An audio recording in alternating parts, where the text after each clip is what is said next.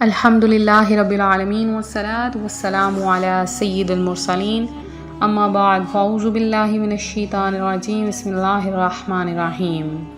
امت محمدیہ صلی اللہ علیہ وآلہ وسلم کی پیاری ماؤں اور بہنوں، آج روحانی وظائف چینل آپ کے لیے ماہ رمضان المبارک کا ایک بہت خاص عمل لے کر حاضر ہوا ہے۔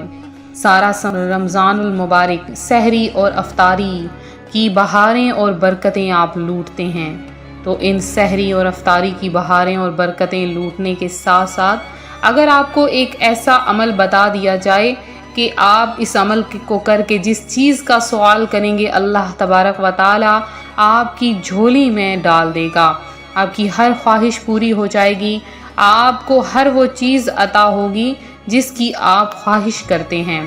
تو ماہ رمضان المبارک جو کہ نیکیوں کا، رحمتوں اور برکتوں کا مہینہ ہے، تو پہلے عشرے سے ہی عمل کرنا شروع کر دیں۔ آپ جیسے کہ اور وظائف کر رہے ہیں، تو اگر آپ کو بہت زیادہ اور ارجنٹ رزق کی ضرورت ہے، آپ کو پیسوں کی ضرورت ہے، آپ حلال طریقے سے کمانا چاہتے ہیں، تو آپ سارا رمضان المبارک سحری اور افطاری میں بس ایک لفظ کا یہ عمل کر لیں، انشاءاللہ عز و جل۔ جس نے بھی اس عمل کو کیا، اللہ تبارک و تعالیٰ سے پھر جس چیز کا سوال کیا، اللہ تعالیٰ نے اسے وہ چیز عطا فرما دی۔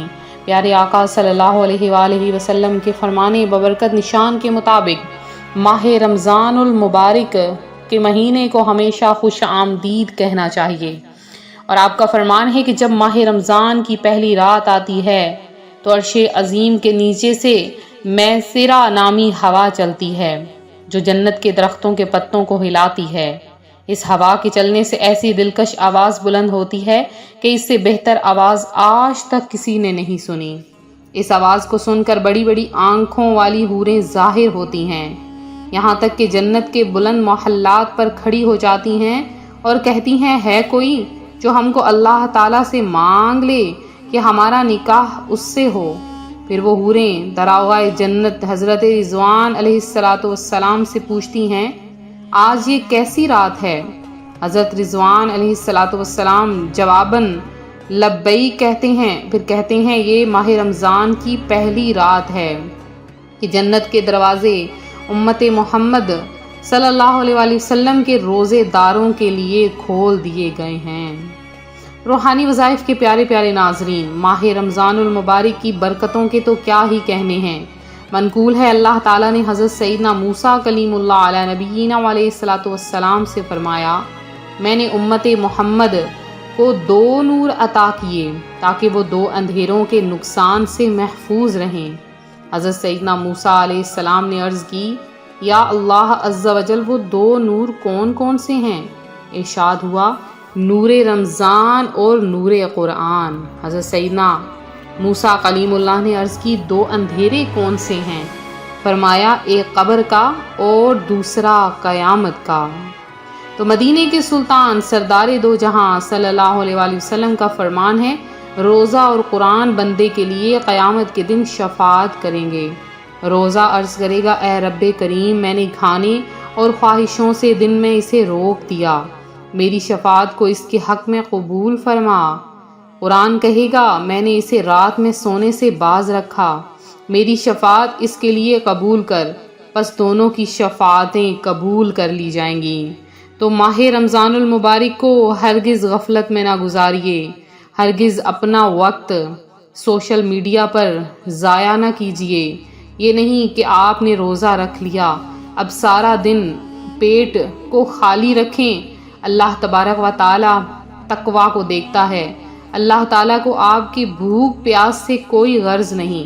اللہ کا ذکر کیجئے، کثرت کے ساتھ کیجئے، اور اگر اس ماہ رمضان میں آپ اپنے آپ کو نہ بخشوا سکے تو آخر وہ کون سا رمضان ہوگا جس میں آپ اپنے آپ کو بخشوائیں گے؟ اور جو مانگنا ہے مانگ لیں، کیونکہ سحری اور افطاری میں تو دعائیں قبول ہوتی ہیں۔ اب افطاری کے وقت بہت سی بہن بھائی یہ کہتے ہیں کہ دعا کب مانگنی چاہیے؟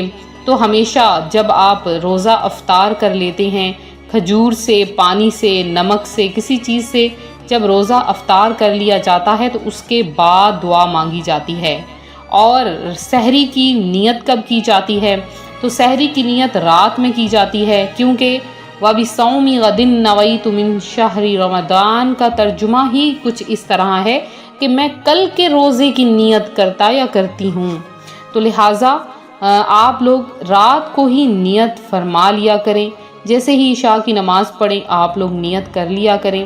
صبح کے وقت اگر آپ نے نیت کرنی ہے تو حاضل یوما کا لفظ ادا کر لیا کریں، انشاءاللہ آپ کی نیت مکمل ہو جائے گی۔ تو ایسا نہیں کہ یکم رمضان میں ہی نیت کر لی، ایسا نہیں، بلکہ ہر روزے کی الگ نیت کرنا ہوتی ہے۔ اور پھر سحری اور افطاری میں اگر ایک لفظ کو پڑھ لیں اللہ تبارک و تعالی آپ کو لاکھوں کا مالک بنا دے گا۔ میرے جن بہن بھائیوں نے یہ عمل کیا ان کو بہت زیادہ اس سے فائدہ حاصل ہوا۔ آپ نے کیا کرنا ہے کہ جب سحری میں اٹھیں تو سحری میں بے شک فجر کی نماز کے بعد اس عمل کو کر لیں، یا آپ اس عمل کو کسی اور وقت میں بھی کر سکتے ہیں۔ تو آپ نے کیا کرنا ہے، اللہ تبارک و تعالیٰ کا ایک نام، اللہ تبارک و تعالیٰ کا یہ نام جو کہ بہت ہی آسان ہے، بہت ہی پاورفل ہے، آپ نے اس کو اس طرح سے پڑھنا ہے۔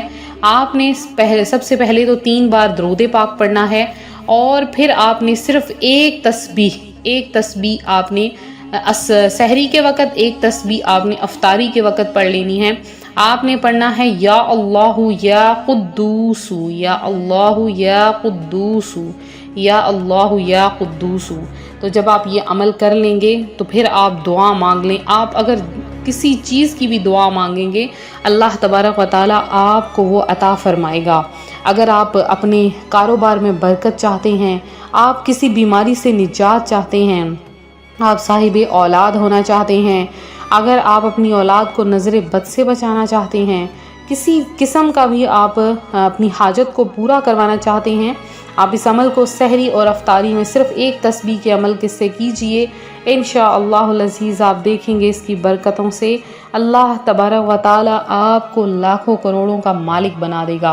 اور یہ کوئی عام عمل نہیں ہے، یہ احادیث نبوی سے ثابت شدہ عمل ہے۔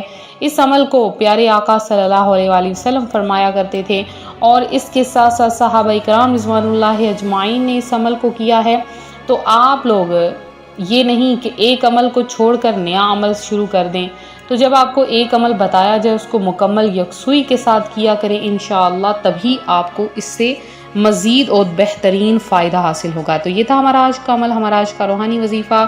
میرے جن بہن بھائیوں نے خصوصی دعاؤں میں اپنا نام شامل کروایا ہے ان کا نام دعا میں شامل کیا گیا ہے، اور میرے جن بہنوں اور بھائیوں نے خصوصی طور پر اپنا نام لے کے دعا میں شامل کروایا، اللہ پاک آپ کو صحت و عافیت عطا فرمائے۔